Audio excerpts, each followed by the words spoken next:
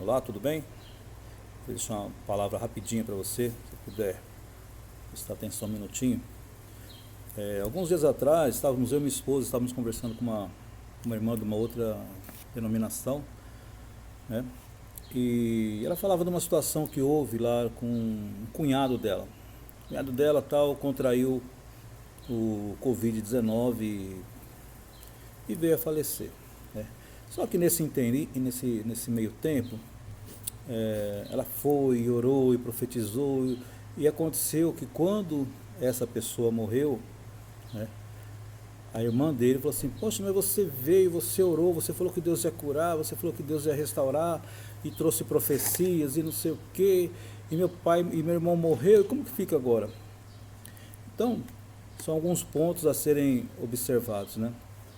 O primeiro deles é essa profecia, porque a pessoa ela tem que estar muito em Deus, né? A pessoa tem que estar muito espiritual mesmo para falar algo nesse sentido, principalmente com relação a doenças, né? Não, porque Deus vai curar, Deus vai restaurar, em 3 dias a pessoa vai estar de pé e no dia seguinte a pessoa morre.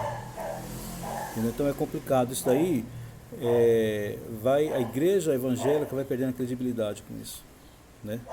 Tipo, não, falou que ia curar, falou que ia restaurar, e não restaurou, e a pessoa morreu. Então, por isso que eu falo, tem que estar muito em Deus para se falar algo desse tipo, né? Tem gente que chega às vezes e fala assim: poxa, mas a palavra de Deus ela fala que tudo o que pedirdes ao Pai, Ele vai nos conceder. Justamente, a Bíblia fala em João 14, versículo 13, fala assim, ó: e tudo quanto pedirdes ao Pai em meu nome, Ele vos dará, para que o nome dEle seja glorificado. O versículo 14 fala assim: se pedirdes alguma coisa em meu nome, eu farei, Jesus dizendo. E o versículo 15, essa é a segunda coisa a ser observada, ele diz o seguinte: se me amais, guardareis os meus mandamentos, né? Guardar os mandamentos tem a ver com obediência, né? Às vezes a pessoa: puxa, mas eu pedi tal coisa para Deus, Deus não me concedeu, não me deu, tal, não ouviu uma oração, tal, não sei o que, e a pessoa nem orar pelo alimento que está comendo ali, aquela hora. E a Bíblia fala assim, ó: em tudo dai graças, né? E a pessoa às vezes quer receber uma bênção de Deus, mas não é obediente no mínimo, né?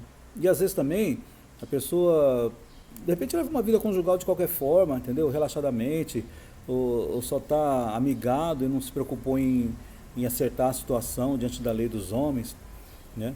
Porque para você estar casado nesse país, você tem que ter uma certidão de casamento, né? Então o que acontece? Você vai lá no cartório, faz a papelada, demora lá uns 30, 45 dias, aí vai lá tal, oficializa o casamento. Saindo dali, você que é evangélico, vai na igreja, fala para o pastor: pastor, celebra meu casamento, entendeu? Aí você vai estar certinho, diante da lei dos homens e diante da lei de Deus, entendeu?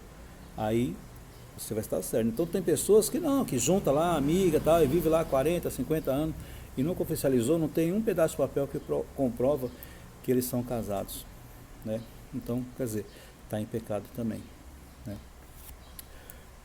Poxa, mas Deus não ouve as nossas orações, não sei o que, Deus não tem misericórdia. Não, Deus tem misericórdia, Deus ouve as nossas orações, e essa é a terceira coisa que eu quero falar.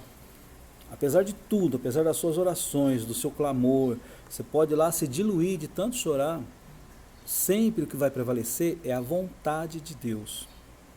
Houve ocasiões da esposa de um amigo nosso, um conhecido nosso, um tremendo do irmão, nós não conhecemos a esposa dele, mas através do que ele falava para nós passamos a amá-la sem conhecê-la, sabe?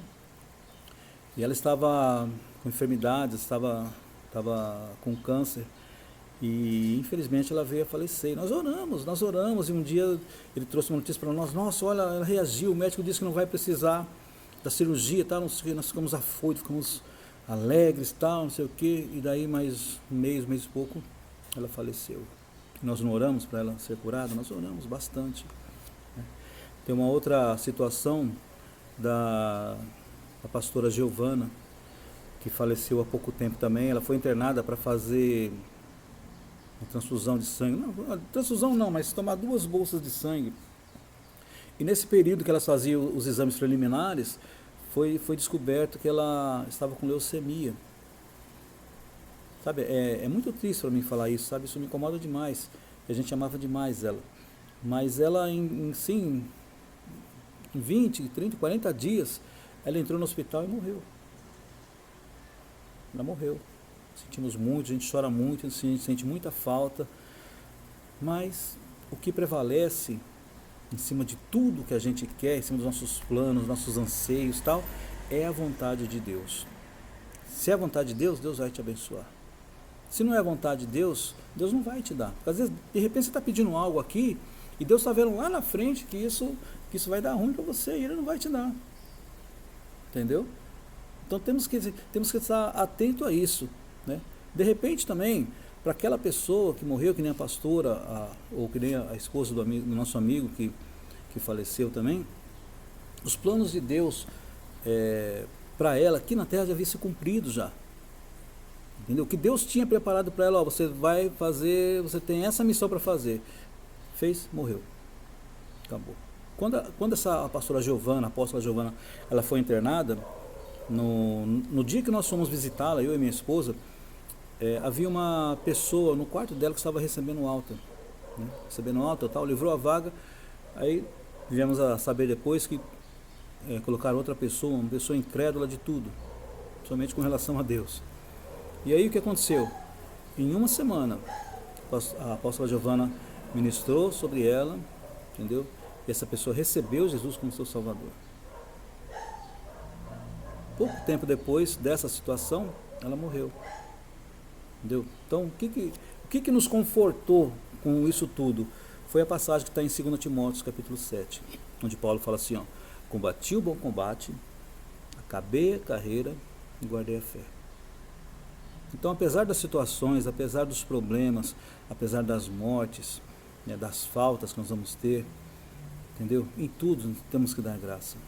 Em tudo nós temos que guardar a fé, porque Deus realmente vai prevalecer em cima de todas as nossas vontades, em cima de todos os nossos querer.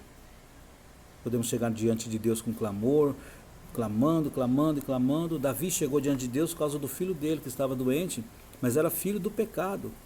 Entendeu? Lá em 2 Samuel 12, se não me engano, versículo 18, fala que fala que Davi, ele orou por 7 dias. No 7º dia o filho dele morreu. Entendeu? Então, sempre o que vai prevalecer é a vontade de Deus. Que a gente possa ter isso em mente, entendeu? E não ficar culpando Deus. Porque de repente os planos que Deus tem para aquela pessoa já se cumpriu. E também a misericórdia de Deus é tão grande que de repente se aquela pessoa permanece mais tempo, ela vai sofrer mais. Né? Então, como diz a palavra de Deus, as misericórdias do Senhor são a causa de não sermos consumidos, pois as suas misericórdias não são fim, se renovam a cada manhã. Deus te abençoe, um bom resto de semana para você, e em nome de Jesus.